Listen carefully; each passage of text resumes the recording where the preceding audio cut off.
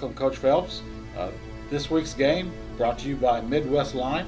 I'm John Kruger. I'm the Assistant Athletic Director for Sports Information and Athletic Marketing. Of course, we have Coach Kyle Phelps, who's in his first season here at Lion. And this week we're going to have a blue out game. Coach, talk a little bit about the blue out. Yeah, biggest thing is it's going to be the first game. It's going to be at night. We're going to wear all blue uniforms, and we'd love for everybody else coming out to wear blue and make the stadium all blue and all dark. It'd be good to see that out of the crowd. All right. And first, we're going to talk about a little bit about this team coming into this season. Coach Phelps beginning his first season. Coach, you came aboard as the program was restarted 3 years ago. Talk a little bit about that and what the process has been in the last 3 years. Yeah, I came aboard as the assistant coach under Coach Kelly, and the goal was to build a winning program here. And I think the first year was a tough year. Obviously, we recruited a lot of kids, and all they could do was practice. So for those kids that have been here throughout those times, it was tough for them, because everybody else was playing. Some of their friends were playing on Saturdays, and we're just being able to practice and not really get to do a whole lot. And then we went through another recruiting cycle. Those guys got to come in and play right away. We had plenty of freshmen that came in and played last year, as well as some of those guys that had been here before. And now we've been through our third recruiting cycle and are getting ready to play our second season. And obviously last year was a tough year on us. We had a lot of internally. I think we made a lot of strides.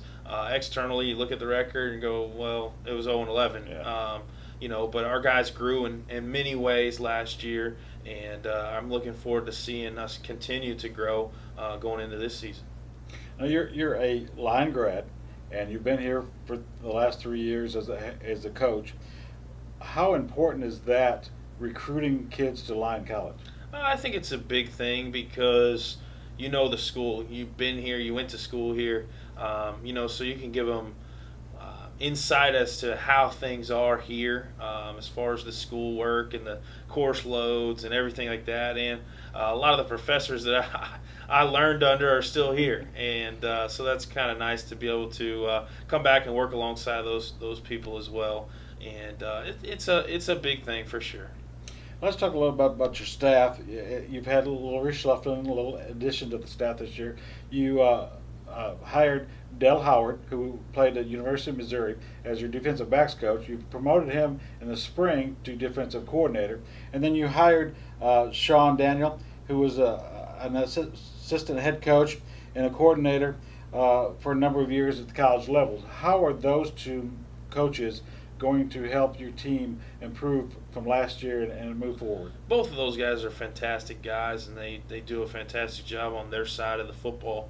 And they're going to do a great number for me as far as taking a lot of the load as far as offense and defense and worrying about what we're calling on both sides of the ball.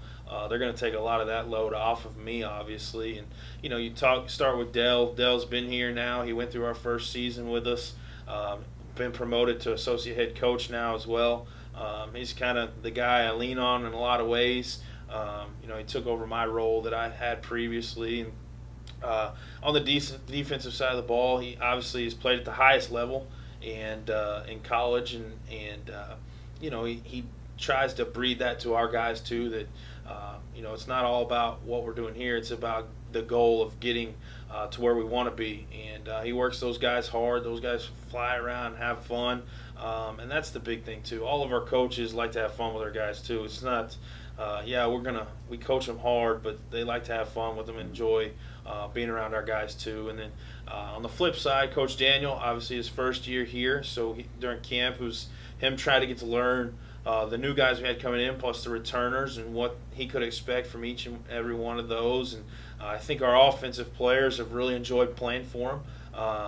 He again, a great Christian man that breeds excellence from our guys, and I think our guys have all hopped aboard that train, and it's been fun to watch both sides of the ball work. And anytime you can bring coaches with experience into your program, it's great to let them coach and let them work with the guys, and that's what we've done here. It seems like Coach Howard is it's continuing what you guys kind of started last year, the aggressive type defense. The guys really get after it, go to the ball. Coach Daniel has come in and maybe we'll be mixing up some things on offense, maybe a little bit more passing to maybe open up the running game a little bit more. So it looks like both those guys are going to be a good fit here. Yeah, I think both of them are a great fit. They're a great fit on our staff. I think they're going to be a great fit on our campus, and I think like I say, our kids and our team enjoy playing for both of those guys. And yeah, the offense is going to be a little bit different this year, but it's going to be one where I think everybody's going to enjoy watching it. And then on defense, we're going to be probably a little bit more aggressive than we were last year, carrying over from what we were in the spring. And I think Dell does a great job with that too, so it's going to be good. You know, the program, anytime a new program is started, there's a couple of ways that the schools usually go. A coach usually either goes the junior college transfer route or goes the freshman route. Arizona Christian went about 66 to 70% transfers. You guys decided to do it by high schools, seniors or high school graduates, and you had about 95% freshmen last year. What was the thinking behind that process? I think anytime you want to build something, I think you got to start young, and that's what our goal was. We wanted to start young and get guys in our program, and then continue to build it each year. And some of those guys, a lot of those guys that came in the first year could be 4-year lettermen for us, 4-year starters in some cases. And if you go the junior college route, yeah, you probably become better faster. But I don't know that you can sustain it and can continue to build it. The way we went, I think you can continue to build it. It may take a little bit longer to necessarily get over the hump and win a conference championship or things like that, but obviously that's still the goal every year. Just sometimes it may take a little longer to build something. And with us going into our second competitive year, I think we've built the ground floor. Now we've got to continue to build it. And I think that, now we can sprinkle in transfers here and there for the right spots, and I think it really helps us, which, we've done over the past. We've gotten a few transfers, and I think all in all, when you build it young, you're going to have more success over a longer period of time. Okay. Last year, of course, I don't think anybody was surprised that it was a struggling year, because with so many young players being 17, 18-year-olds, playing so many guys that were 21, 22. What is maybe one of the biggest things, or a couple of the biggest things, that the team accomplished last year or will take from last year and bring it into this season? I think ultimately the first thing is we were in 4 or 5 games with a chance to win them, and just didn't quite finish them. So I think that's a big thing in the mindset of our guys is, hey, we were right there. We were a bunch of freshmen playing a bunch of older guys in a lot of cases, and we were right there.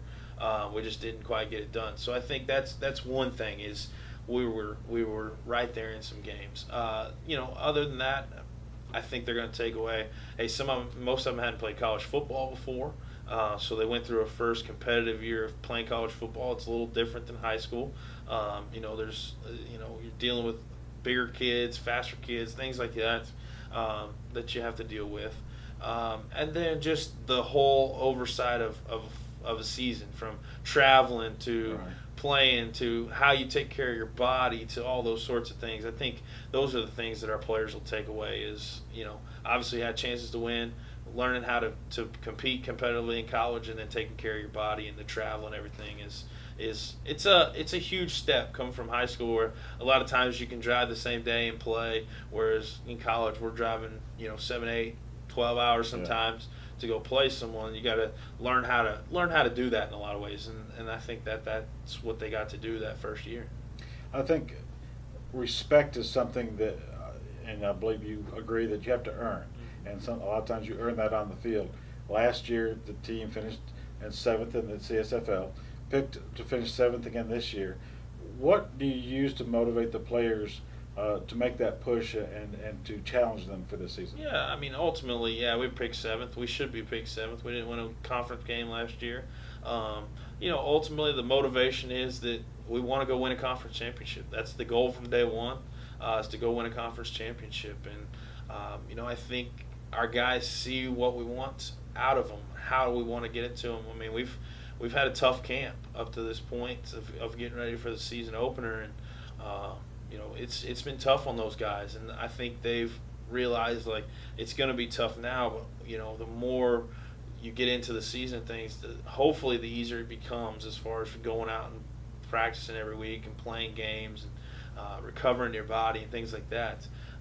The motivation is just that we want to go win a conference championship. We want to get the first win of the season. Hopefully that's in this week, and but then after that, it's all about winning conference championships and working towards that goal.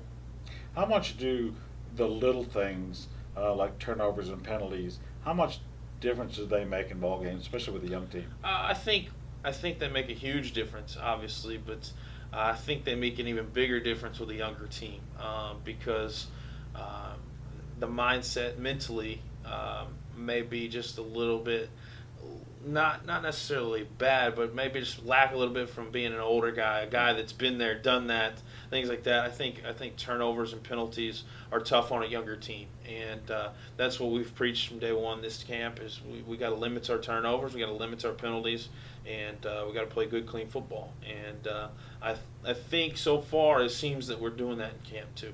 Is we're concentrating more on the penalty side of it, not getting penalties and trying our best not to. And then turnover wise, we haven't seen too many good balls on the ground during camp, so that's a good sign too.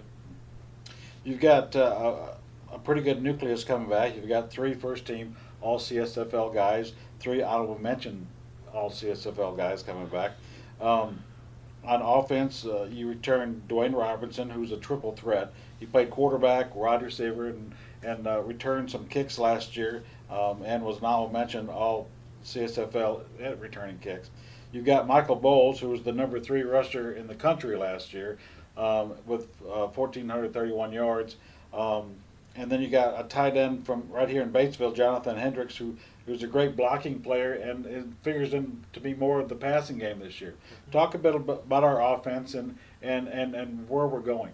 Yeah, I think you see all 3 of those guys there, and Dwayne's going to play quarterback for us. He's going to start at quarterback this year, and I think in this offense fits him. He's an athletic guy that can move around and play and run, and that's what we need. Mike, obviously, we're going to carry the football a lot. There's no doubt that Mike's going to get plenty of carries and plenty of chances to run the football. And with Hendricks and Caraway and Reese Kinley out on the edge as far as the passing game goes, hopefully using that passing game, it then opens up Mike even more. And Dwayne too, to take off and run a little bit and things like that we saw him do last year in a number of games. Is Dwayne, when he was playing quarterback, would tuck the ball and run, and whenever you get that chance, you like to see him take it because he strides out there pretty quick and looks good running. And then Mike, Mike's done fantastic for us. He took in Tabor games and just a lot of different games this past year. He was just a grinder and did everything he could to get in the end zone every time he carried the ball. And he's a good physical punishing back. And then obviously Hendricks is very good on the blocking side of things. And for a tight end, he's got really good hands too. So that's hopefully we'll use him a little bit too. And then obviously our offensive line, most of those guys are back too. And it's going to be nice to have that group kind of together again in year 2. And they've worked very, very hard this off season. And I like what I see out of that group of guys too. Is a lot of bonded time with those guys. Yeah, you got Tyler Van Landingham, who was an all-conference player last year, Kong Win, and Jacob Lovelace all back, and gives you a good nucleus on offensive line to mix with the new guys. Yeah, and then Clark Thornton is also back. He's going to play a lot of snaps this year for us, and he did fantastic when he came in as a second guy this past year. He kind of worked in and out at center. He's going to move over and play guard. Van plays guard, and then Lovelace plays tackle. And Lovelace is going to be a senior. It's going to be his last chance to go get a conference championship, and he's done well as far as a leadership role in the offensive line. And look forward to watching those guys play on Thursday night this week, but mostly Saturdays. On the defensive side, you've got 3 solid players on the defensive line with John Alexander, who was switched from offense to defense during the year last year. Nick Bernier, who's moved around in position-wise, and then Sage Wood. that gives you a good force up front, doesn't it? Yeah, those guys are very good up front. Both Sage and Bernier play the ends. They do a great job out there. They're both fast and physical. John moved over from offense last year when we were having some injury issues and stepped in and played pretty good at the nose and is going to continue to do that this year. And then the way it looks right now is we'll have a freshman playing tackle for us up front, and then we've got some guys also returning on the second unit that'll play a lot. Defensively, they're going to rotate a lot, so even if they're starters or second teamers, they're gonna be in there a lot because those guys have to rotate a ton. But those guys do a great job up front. They're fast, they're physical, they plug holes and keep those offensive linemen off our linebackers, which allows them to flow over the top and move around and make more tackles. So those guys do a good job. It looks like if there was an area that the defense may lead by, it's the secondary.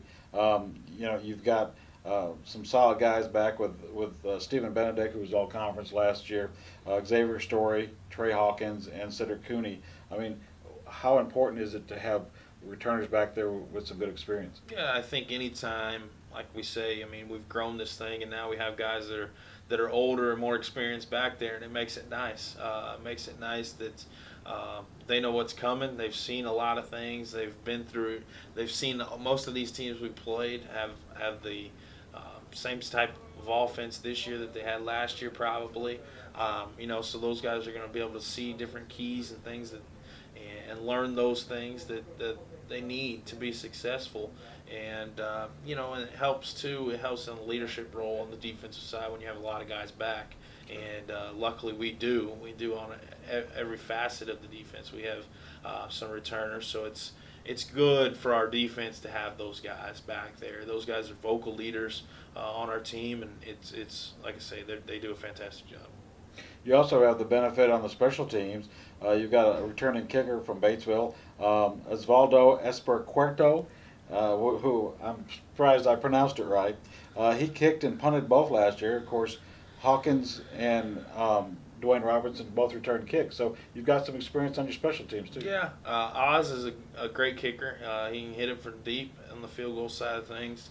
He hadn't punted in a while until last year, and we needed him to punt, and he did that too. And then Trey and Dwayne both returned kicks past year. Dwayne probably won't be returning many kicks this year, but Trey will be back there. Trey got hurt second game of the year, third game of the year, something like that. So he didn't get a lot of chances to return kicks because of a bad injury that he had. So we took him off of that unit, but he's back there ready to go this year, and look forward to watching him hopefully run one back this year and take it to the house and go celebrate with him. So. Well, let's shift gears a minute. Let's talk about this week's opponent. Now, you're playing Wayland Baptist, who is a conference team, but we're playing them twice this season, so this will be a non-conference game. Wayland Baptist was 4-6 a year ago. They tied for fourth in the conference. What kind of things can you expect out of the Pioneers on their offense? Yeah, you think Wayland Baptist, they're a good coach team. Butch does a fantastic job with those guys as far as getting them ready and things. So they're going to be good. Offensively, they run kind of a zone read, in essence, type scheme where they're going to run some power and things. They're basically exclusive out of the gun. Usually have one back in the backfield. And they play with a tight end a little bit, but mainly a 10 personnel team. So you're going to see a lot of zone blocking out of them, some pulling here and there, just a little bit of motion and things. But mainly you're going to see one back power, some zone inside and outside zone, things like that out of those guys. Okay. Now, what about their defense? How's that gonna? What kinds of things can we look forward to when we have the ball? Yeah, they're an even front team. They run basically a 4-3 type of defense. They're not a huge pressure defense, but last year they got a lot of sacks and a lot of picks relatively. I think they averaged about 2.5 sacks a game, two interceptions a game, and for not blitzing much, that's quite a few things. And their biggest player on defense is probably I think it's number 44, one of their linebackers. He made a lot of really good plays against us last year, so obviously we have to account for him and know where he's at, and try and take him out of the game a little bit, I guess. But all in all, I think what you're going to expect from them is a well-coached team that's disciplined, that's going to play their game and not our game. And, hopefully in the end that does well for us and that we play our own game too, and maybe we just be the better team that night. That's what we look forward to. Is just we've had a great camp and look forward to seeing our guys play someone else besides ourselves, and I'm sure our guys are looking forward to that too, as well as I'm sure Wayland is as well. So, Well, we got the first college game of the season here at Pioneer Stadium in Batesville, Arkansas. We take on Wayland Baptist on Thursday night at 8 p.m. So everybody make plans to come on out. Wear your blue because it's the blue out game to the home opener for Lyon College. This is the first edition of the Cal Phelps Show. We'll be having a show each week. Next week we'll talk about this week's game and look ahead to the Hendricks game. So we appreciate you viewing us today, and we hope that you're enjoying the show. Thank you, Coach. And thank you. We thank you all for joining us on the Cal Phelps Show.